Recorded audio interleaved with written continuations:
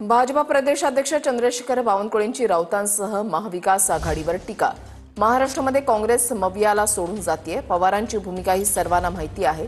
मविया उद्ध्वस्त होईल हे गालबोट राऊतांमुळे लागणार असं बावनकुळेंनी म्हटलंय।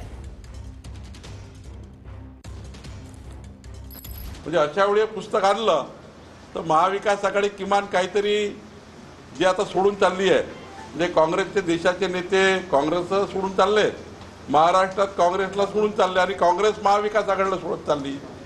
आणि तुम्हाला शरद पवार साहेबांची माहिती आहे, राऊतांनी जे अधपतन शिवसेनेचं केलं, संजय राऊतांनी भाजपपासून शिवसेना तोडली, एकनाथ शिंदेसारख्या अत्यंत इमानदार कार्यकर्त्याला बाहेर जावं लागलं, तो संजय राऊत, आणि तो आता पुस्तक लिहितो आणि या पुस्तकातनं आपले कपडे वाचवण्याचा प्रयत्न करतो।